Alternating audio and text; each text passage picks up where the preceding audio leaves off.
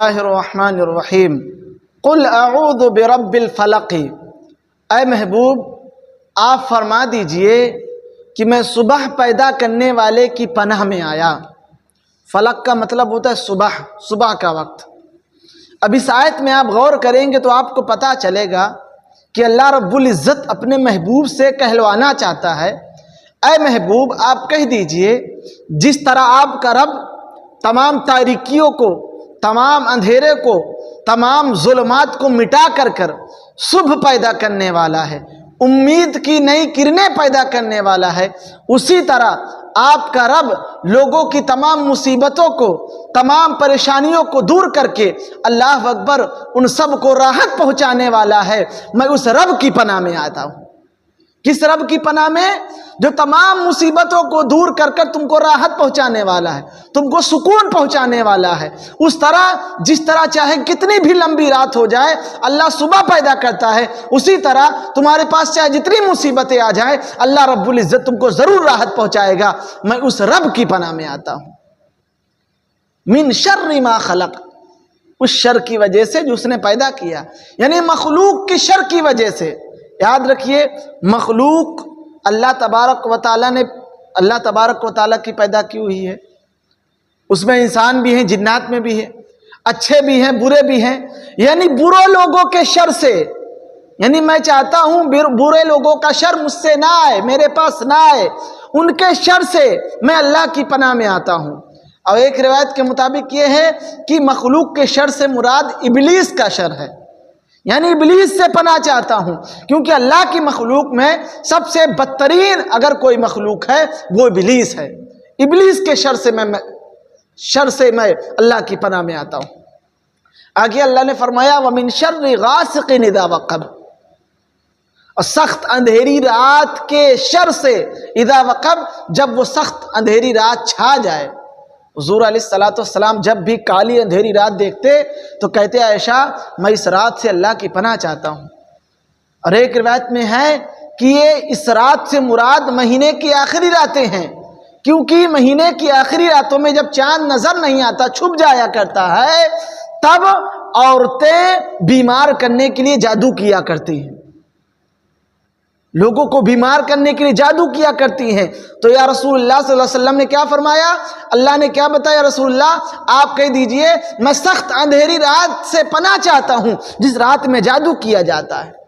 اور آگے اللہ نے فرمایا وَمِن شَرِّ النَّفَّاثَاتِ فِي الْعُقَدِ، ان عورتوں کے شر سے میں اللہ کی پناہ چاہتا ہوں، فی العقد جو گروہ میں پھونکتی ہیں، پھونک مارتی ہیں، یعنی جو عورتیں ڈوروں میں گٹھیاں لگا کر پھونک مارتی ہیں، جادو کرتی ہیں، جادو ٹونا کرتی ہیں، ان عورتوں کے شر سے۔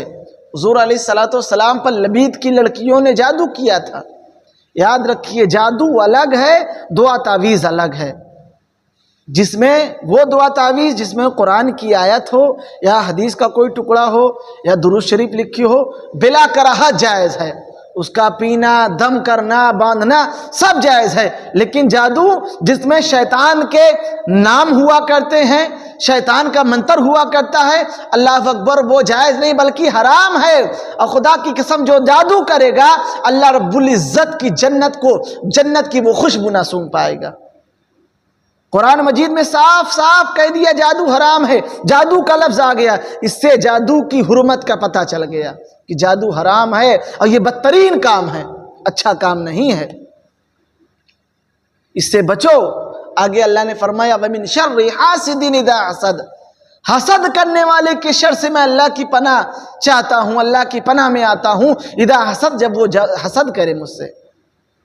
یاد رکھیے حسد کیا ہے؟ حسد یہ ہے کہ سامنے والے کے پاس جو نعمتیں ہیں وہ نعمت مجھے مل جائے اور اس کے پاس جو نعمت ہے وہ نعمت چھین جائے، یہ ہے کیا؟ حسد۔ اور اسی کے مقابلے میں ایک لفظ آتا ہے، اس کو بولتے ہیں رشک۔ رشک کہتے ہیں جو سامنے والے کے پاس نعمت ہے مجھے مل جائے لیکن وہ نعمت اس سے چھینے نہیں بلکہ اس کے پاس بھی رہے، میرے پاس بھی رہے، تو اس کو بولتے ہیں حسد حسنا۔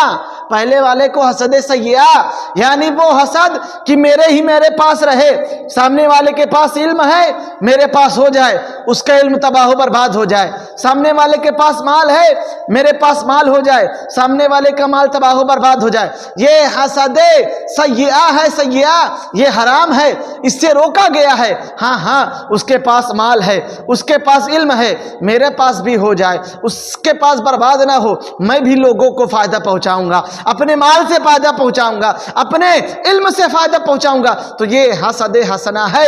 اس کے کرنے سے، اس کے طلب کرنے سے آپ کو ثواب ملے گا، آپ کو ثواب ملے گا۔ تو پتہ چلا میرے دوستو، یہ دو چیزیں، ایک حسد، ایک جادو، یہ بدترین گناہ ہے، اور یہ حسد ہی پہلا گناہ ہے جس کی وجہ سے پہلا گناہ عرش پر ہوا اور پہلا ہی گناہ فرش پر ہوا۔ اللہ اکبر! حسد کی وجہ سے ابلیس نے آدم علیہ السلام کو سجدہ نہیں کیا اور اللہ کی بارگاہ سے مردود ہو گیا، اور اس حسد ہی کی وجہ سے قابیل نے اپنے بھائی حابیل کو اس روئے زمین پر قتل کر دیا، جو پہلا گناہ تھا میرے دوستو۔ تو میرے دوستو، اگر آپ کے گھر میں کوئی بیمار ہو، پریشان ہو، تو حضور علیہ السلام فرماتے ہیں یہ معوذات پڑھو، یعنی قل اعوذ برب الناس، قل اعوذ برب الفلق، اس کو پڑھ کر دم کرو، انشاءاللہ جو بھی بیمار ہوگا اس کی برکت کی وجہ سے اس کو شفا مل جائے گی۔ امید ہے آپ نے اس صورت کو سمجھ لی۔